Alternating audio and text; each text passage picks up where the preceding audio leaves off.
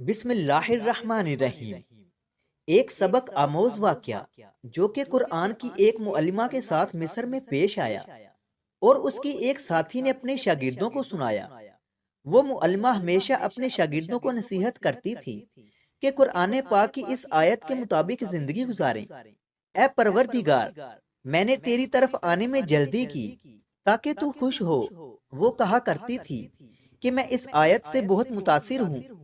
جب بھی میں اذان کی آواز سنتی ہوں اور اگر میں کسی بھی کام میں مصروف ہوں تو میں اپنے آپ کو یہ آیت یاد دلاتی ہوں اور سب کچھ چھوڑ کر نماز ادا کرنے کھڑی ہو جاتی ہوں۔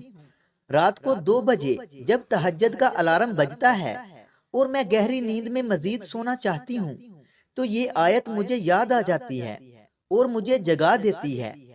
اس خاتون کے شوہر کی عادت تھی کہ کام سے واپس گھر آتے وقت وہ اسے فون پر کھانے کے متعلق ہدایات دے دیتا تاکہ اس کے گھر پہنچنے تک گرما گرم کھانا اس کو تیار ملے اور وہ کھانا کھا کر سو جائے۔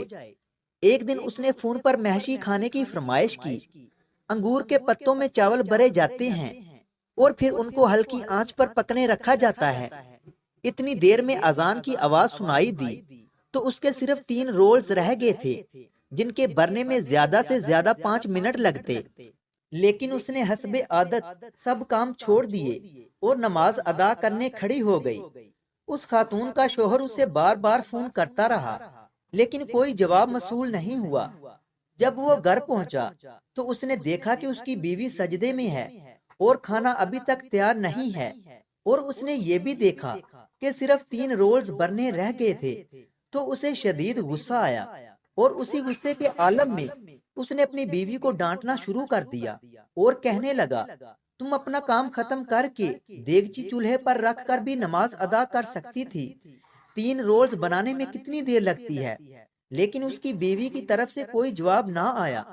جب وہ اس کے پاس آیا تو اس نے دیکھا کہ سجدے کی حالت میں اس کی بیوی کا انتقال ہو چکا تھا۔ سبحان اللہ! اگر اس نے ہماری طرح یہ سوچا ہوتا کہ چلو کوئی بات نہیں، پہلے اپنا کام ختم کر لیتے ہیں پھر نماز پڑھ لیں گے، تو اس کا انتقال کچن میں ہوتا۔ لیکن ایک شخص کا انتقال اسی حالت میں ہوتا ہے جس پر وہ ساری زندگی گزارتا ہے، اور اسی حالت میں وہ دوبارہ اٹھایا جائے گا۔ ہمارے آقا حضرت محمد صلی اللہ علیہ وآلہ وسلم نے ارشاد فرمایا کہ ہر شخص اسی حالت میں اٹھایا جائے گا جس میں فوت ہوا۔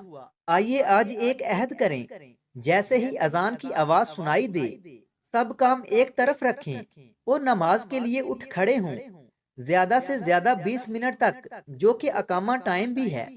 ہمارے آقا صلی اللہ علیہ وآلہ وسلم سے کسی نے پوچھا کہ اللہ تعالیٰ کے نزدیک سب سے محبوب عمل کیا ہے؟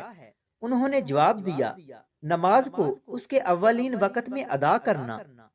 اگر ویڈیو اچھی لگی ہے تو اسے لائک کریں اور مزید ایسی ویڈیوز دیکھنے کے لیے ہمارے چینل علمی روم کو سبسکرائب کریں۔ ملتے ہیں اگلی ویڈیو میں، تب تک کے لیے اللہ حافظ۔